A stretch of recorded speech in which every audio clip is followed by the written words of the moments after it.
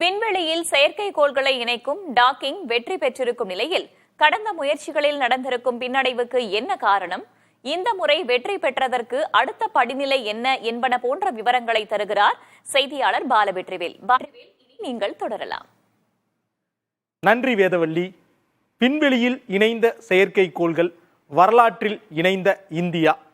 Docking அப்படிங்கிற ஒரு பரிசோதனைக்காக பிரதம மந்திரியிலிருந்து தொடங்கி எதிர்க்கட்சி தலைவர் வரை அனைவரும் வாழ்த்து தெரிவிச்சிருக்கிறாங்க.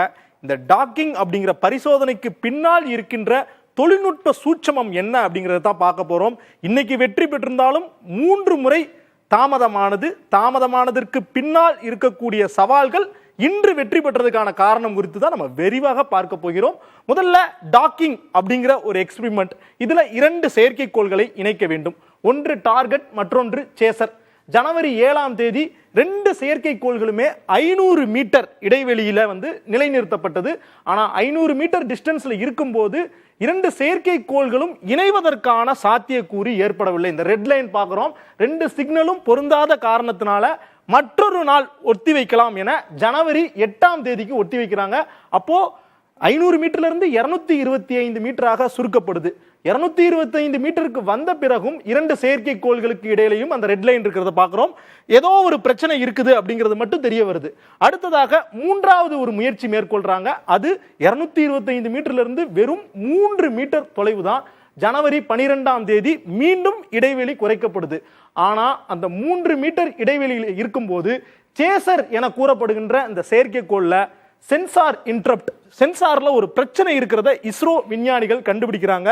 அந்த பிரச்சனையை எப்படி அவங்க எதிர்கொள்றாங்க, எப்படி அதை மாத்துறாங்க அப்படின்னா, சேசரையும் டார்கெட்டையும் மாத்துறாங்க. குறிப்பாக பாத்தீங்கன்னா, ஒரு வாட்டர் பாட்டில் எடுத்துப்போம். அந்த வாட்டர் பாட்டில நம்ம மூடணும் அப்படின்னா, நம்ம மூடிய வச்சும் அந்த வாட்டர் பாட்டில மூடலாம், அல்லது கையில இருக்கிற அந்த வாட்டர் பாட்டில வச்சும் மூடலாம். அவங்க இந்த 2வது முறையை தான் பயன்படுத்தி இருக்கிறாங்க.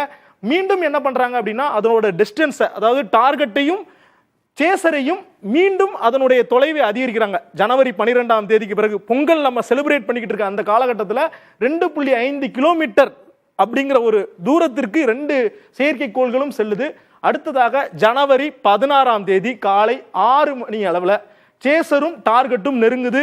2.5 கிலோமீட்டர்ல இருந்து 1 கிலோமீட்டர், 500 மீட்டர், 30 மீட்டர், கடைசியாக 3 மீட்டருக்கு வரும்போது திக் நிமிடங்கள் 2 செயற்கைக்கோள்களும் ஒன்று சேர்ந்துருது. எப்படி ஒன்று சேருது அப்படிங்கிறத நம்ம பார்த்தோம். இதற்கு முன்னாடி இருந்த பிரச்சனைகள் எல்லாத்தையுமே சரி பண்ணாங்க இஸ்ரோ விஞ்ஞானிகள். குறிப்பாக அந்த சூரிய மின் தகடுகள் பார்க்கிறோம். அந்த சூரிய மின் தகடுகளுக்கு தேவையான பவர் கிடைக்கும் போதுதான் செயற்கைக்கோள் செயல்பட முடியும். பெங்களூர்ல இருக்க கட்டளை மையத்திலிருந்து செயற்கைக்கோள்களை கட்டுப்படுத்துவதற்கான சமிக்கையையும் தொடர்ச்சியாக அனுப்புறாங்க. அடுத்ததாக நம்ம இந்த 2 செயற்கைக்கோள்களும் இணைந்து விட்டது. அடுத்து என்ன நடக்க போகுது? 2 செயற்கைக்கோள்களுக்கு இடையிலேயும் ஒரு மின் பரிமாற்றம் ஏற்படுத்தப்படுது. குறிப்பாக மின்னணு சக்தி பரிமாற்றம். டார்கெட்ல இருந்து சேசருக்கும், சேசர்ல இருந்து டார்கெட்க்கும் 2 ஒரு பரிமாற்றமும் ஏற்படுத்தப்படுது. அடுத்ததாக இதனுடைய மொத்த கால ஆண்டுகள், எவ்வளவு வருடம் இந்த செயற்கைக்கோள்கள் விண்வெளியில சுற்றி வரும் அப்படின்னு பார்த்தோம்னா 2 வருட காலங்கள் அப்படின்னு சொல்லி சொல்றாங்க. மொத்த செயல்பாட்டிற்கான காலம் 2 வருடங்கள் அப்படின்னு குறிப்பிடப்படுது.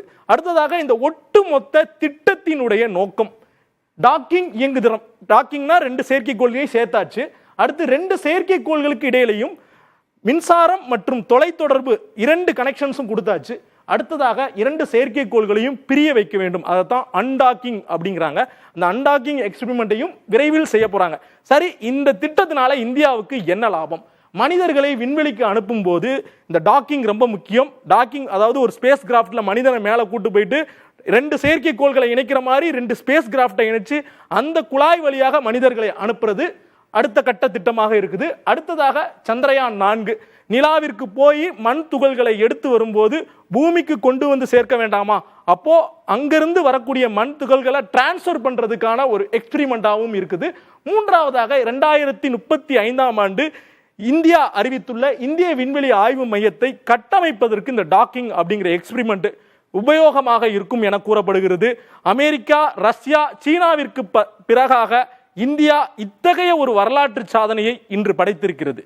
வேதவள்ளி, நீங்கள் மற்ற செய்திகளை தொடரலாம். விரிவான தகவல்களுக்கு நன்றி பாலவெற்றிவேல்.